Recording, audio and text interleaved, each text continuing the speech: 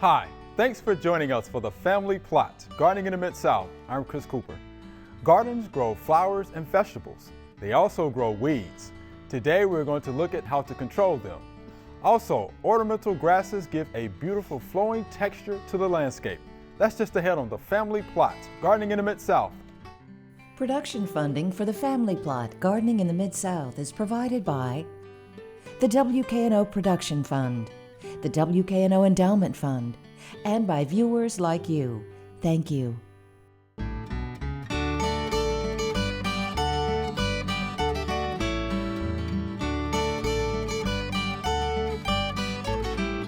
Welcome to the Family Plot. I'm Chris Cooper. Joining me today is Dr. Lelia Kelly. Dr. Kelly is a horticulture expert.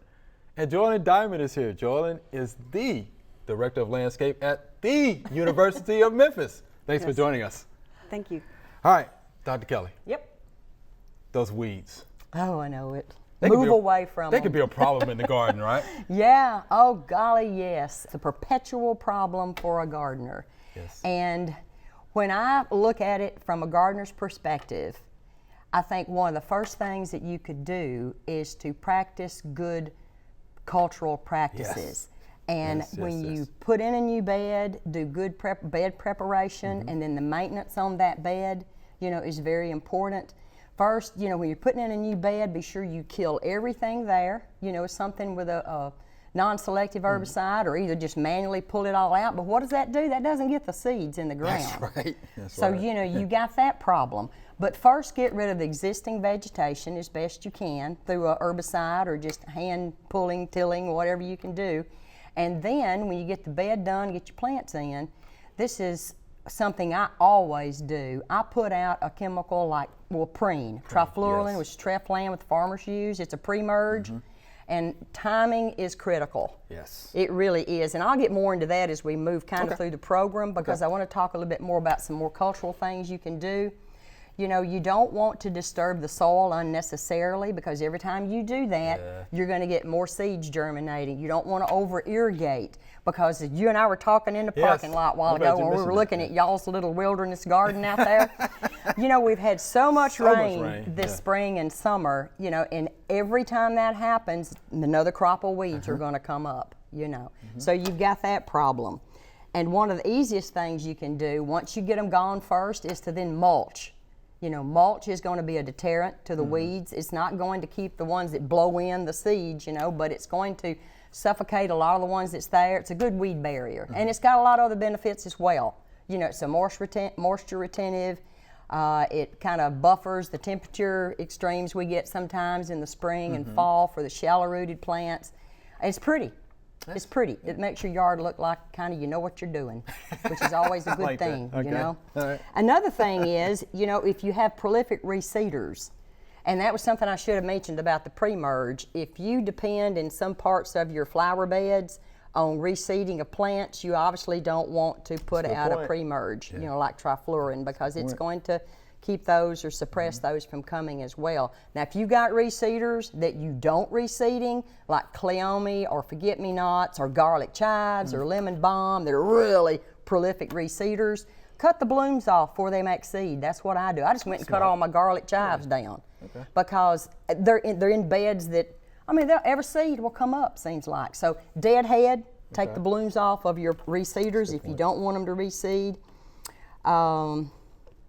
I think that's about it on the cultural, and then you go to the mechanical control.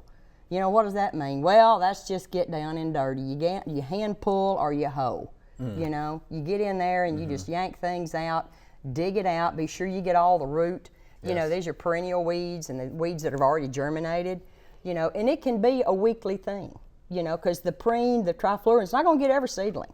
So you're going to have to be out there hand pulling, and the mulch is not going to get every weed. The other thing I think that we can go to is the chemical control, and I just have to be honest, I'm not really up on all of the chemicals, and I think you are. So I think that the chemical control is something we probably have to do in all of our gardens. It's something maybe we may not like to do, but to take care of the things that we can't control by the other things that I've mentioned, you can resort to some of the chemicals. And the thing you always need to do, and I know you hammer this, is people in the industry or in the educational going. field, I know where you you're going. read and follow the label. all of those instructions Yes. on that label, because as we tell people in Mississippi, the label is the law. And if you're not doing it and something happens to your plant and you want to sue somebody, you can't. If you didn't do it like it said on the label and apply it on the crop that it says. If the crop's not listed on the label, it's not labeled for that particular crop. So don't put it on it. Right. You know, it hasn't been tested, or either it just was not a good thing to do. So always read the label. And as I mentioned earlier, pre-merge is the easiest and best way, Right. in my mind, to control a lot of the weeds. I would agree and with that. I think it's the best strategy for that. Of course, we mentioned preen. There's one called snapshot. There's some others I'm sure you could mention. 1,000 You know, more, yeah, we there can name. is. So you just have to go to your extension office and ask those guys and gals. we They can help know you. they know what they're talking about, and get recommendations, because it varies with the crop, it varies with the season. And in my garden, I always try to time my pre-merge during the time that will get the winter weeds before they germinate. It's good. And that's like now. Now, And I even have- let's talk about some of those winter weeds. that are Okay, gonna be coming yeah, up. because Let's I was talk about fixing to some of say, hen bit's already coming up. those. Hen bit is coming up. Hen bit's coming Yes. up. We got other things. Yes. So, and you know, we got the global warming thing. So I think our seasons are changing. Mm-hmm. So we're going to have to back off what typically in the years past has been. It used to be Labor Day for me. Now it's not. I need to get that preen out, you know, like prior to now even, if I want to Yes. get the hen bit. Yes. Because it's coming up. Chickweed, Chickweed, you know, yeah. annual bluegrass, Which all is a those things monster, are yeah. a pain. So time your application late summer, early fall, you know, middle, late August in this part of the world. Yes, that's And what I then tell for people. that gets the, you know, and it's not going to get them all. No. You know, you're not going to get them all, but it will knock them down and prevent some of the germinating. And then for the summer weeds, Mm-hmm. it used to be what I would call spring break. Well, now it's probably the 1st Bag of it up. March. Yeah. You know, You late got to bag February, it up. early March to get the summer weeds, Yeah. you know, like oxalis and some of the others. So we've had pre-merge We got the pre. under the chemical. Now we're going to talk about post-emergent. And we've mentioned that, you know, about how you can use glyphosate and you can use some other things like image, and I'm Image. sure you could name some others that are good for home use. Yeah. If you read the label and do Read what the it label. says. A lot of those three-way herbicides. Oh that people yeah, use these yeah, days. yeah. And there's not actually a lot of selections for control of the broadleaf weeds. There's not, you know, for homeowners. It's not a whole lot out there. But there's things for grasses. Yeah. And the post-emergents can be selective. In other words, they're labeled for particular weeds on particular crops. You know, so you have to be sure and read the label on that. There's some good ones out there, but golly bum, they'll kill your plants too if you don't do it right. Right, because most of your plants are what? Broadleaf. That's what I tell Exactly, people. Yeah, exactly. yeah. You know, so you have to be careful with those. You know, then you have the for the selective, you have those that are labeled for the nutsedge and the grasses. A lot of them out there for that now. You can control grasses pretty much in some of your beds, but also know that you're going to be controlling some of your other monocots. That's true. You know, like your irises and That's some right. of the other things. So be careful with that. careful. Read the label. And the other thing is the non-selective, which the biggest one is, of course, Roundup, glyphosate. Right. You know, and it'll kill whatever it hits for the most part. So you have to be very, very careful, you know, and you apply it on actively growing plants. Yeah, not You know. stressed out plants. Yeah, not stressed out, and you Actively gotta, growing. yeah, and it needs to, I don't know, I've read different things, and I don't know what the label says exactly, but I have found out in my own use, and I've used Roundup for years, you know, years and years, and I'm very particular about, you know, being cautious with it, Sure. spray drift and that kind of thing, and anytime you use a chemical, you need to protect yourself. Yes. You need to protect the environment. You don't need to put it on a windy day. You don't need to put it close to anything that it could drift over to. You know, want the animals out in the yard, you wait till everything dries. But I have found out that it needs to be on the foliage for about 6 hours. And after that, you know, you're done. That's it. It can rain after 6 hours, That's it. and it pretty much has taken it up. Is that what you think, Yes, Chris? yes, yes. I don't know what it For says sure. on the label, but I have It will tried say that on the label. it, okay, It yeah. will say that. So I'm thinking 6, 12 hours, you know, you're good to go. Good to go. But spot treat, you know, because it's very easy to damage your plants with this non-selective type This is true. herbicide, yeah. Gotta be careful. But you got a lot of tools in your weed chest, so you can do a lot of things. Doc, we appreciate that. That was Sure. good information. Appreciate that. There are a number of gardening events going on in the next couple of weeks Here are just a few that might interest you.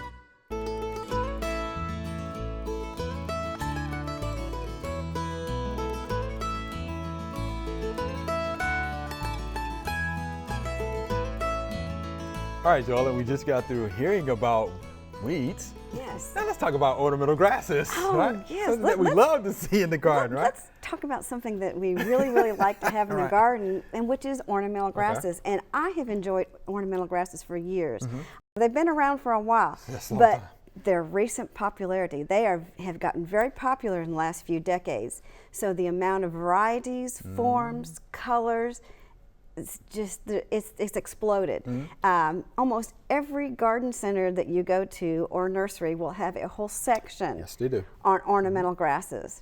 When we're talking about ornamental grasses, just remember we're talking about all grass-like plants. They like the sedges, the rushes, the millets, the oats, Okay. and ornamental oats, and then the ornamental rices and cattails all in as an ornamental grass section. Didn't know that. Okay. So when we talk about ornamental grasses, we're talking about all these different varieties. One thing I like about the grasses is that they look very different. They bring a lot of sound and movement to the garden, because every time the wind blows, those grasses, they just move. And sometimes they are used as a substitute for water in a garden because of their movement, just like the water. Okay. Of course, the sun, now that it's fall, the seed heads have all popped up on all of them.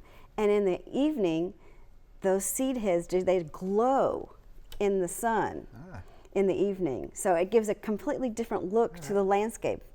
So they're very, very interesting. I can tell. Can't you tell? Yeah, the glow. How about that? They glow. They glow. really do. All right. They glow. Of course, ornamental grasses have texture and a form that is unique and different from any other plant in the garden. So that's why when you add it to a landscape or a perennial garden, it gives a different look to your landscape. Okay. Massed together, with a house around it on a hillside, it'll change throughout the season. You'll get green, then in the winter they'll be dried. Right. And you get the seed heads in the fall, so it changes. It makes the look of your property look different throughout the season. Of course, they look just as well in a perennial garden with other perennials. Sure. Again, different texture and form. I just think they make a unique statement. Some of the grasses that I like a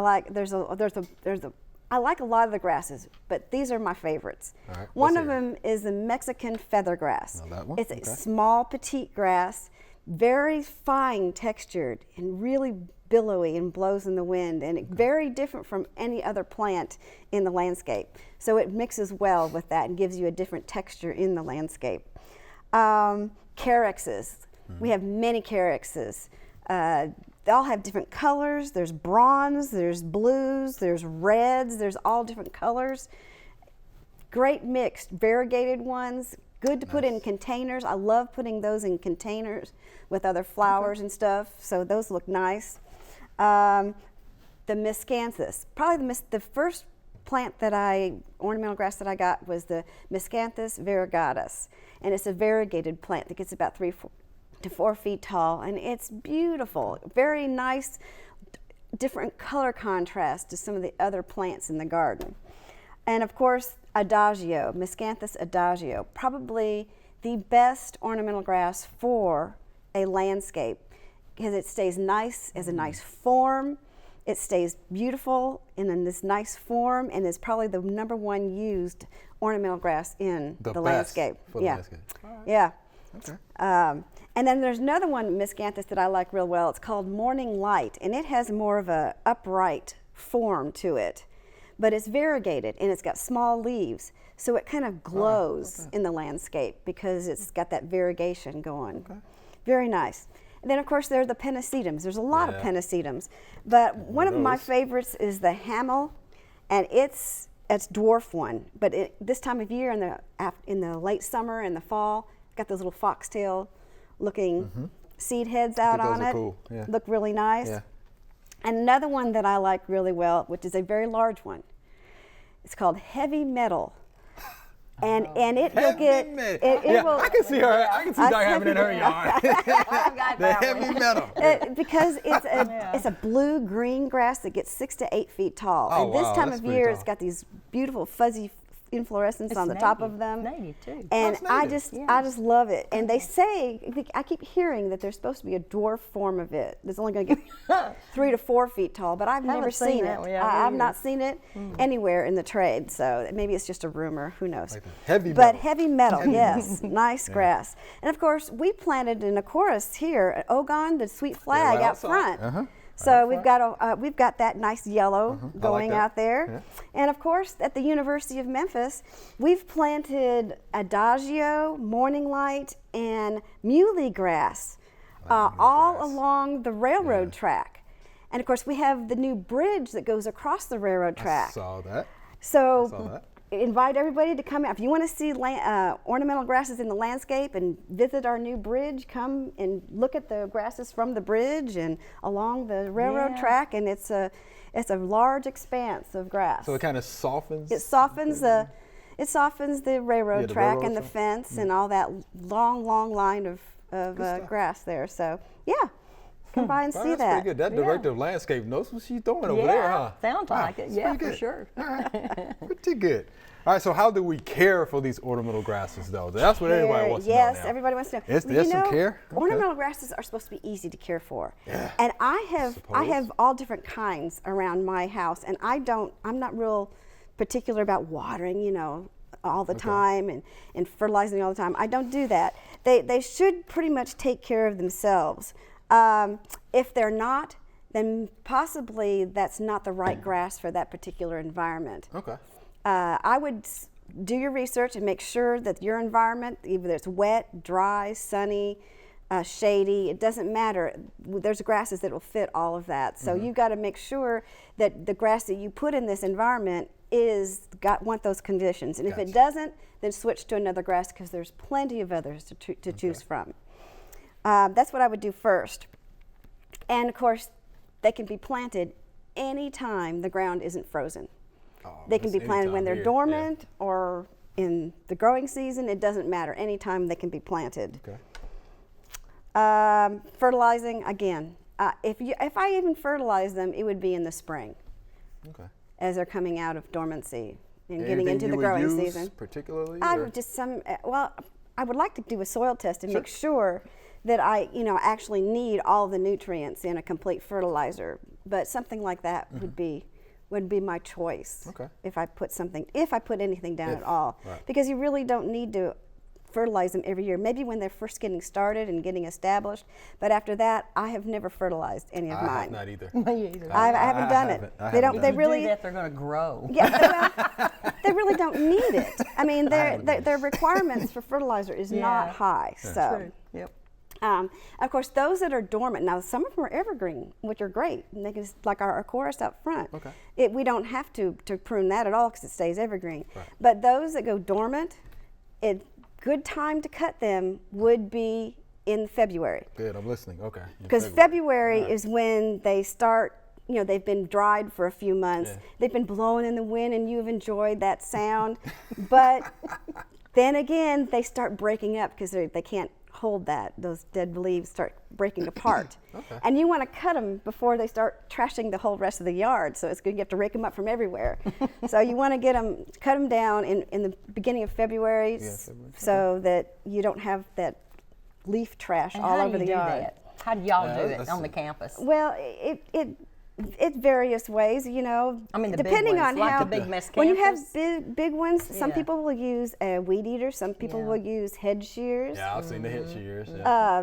and that's about as far as I would Yeah, go. I've seen people use the I head think shears. head shears would probably, if you have a I've used head large, shears, and yeah. what I like to do is take a string and string them up and tie them and then cut them off, and then you can just Ooh. move Yeah. them Ooh. over, and you don't have to have all that. Floppiness. Yeah, but tie them up first and then cut them off, and then you can just set the whole thing in a container and throw it out. So, Wow. um, Oh, we but- learned some good stuff on this show. Yeah, don't we? yeah. How about that? That's pretty good. All right. And now they don't really Think about have that. very many pest problems. So Good. and if they do, it's probably a plant that's in the wrong place. So you want to try to move it to a either drier or wetter situation, sunnier or shadier. And of course, when they're clump, the majority of them, there's some that are runners, but the majority of them are clump grasses, and so they grow outward, but then they die in the center. And when they start getting big like that, it's time to dig them up and rejuvenate them by taking a section of the living part and putting it back in the center of where you have originally planted it. And then with the rest of it, you can either add on to your landscape, or you can start trading them with neighbors, and everybody can have ornamental grasses in their yard. Joanna, that was good stuff. We appreciate that. Yeah, the flowing and the sound. Yeah, you can tell she's really enthusiastic about it. I love my grasses. So thank you for that. We appreciate that.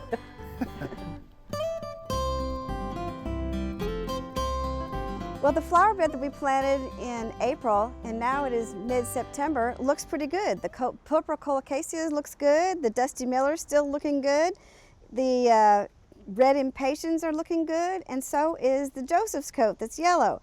But there's a section here that is not looking good, and we don't know why, so we're gonna dig it up and see what's going on underneath the ground.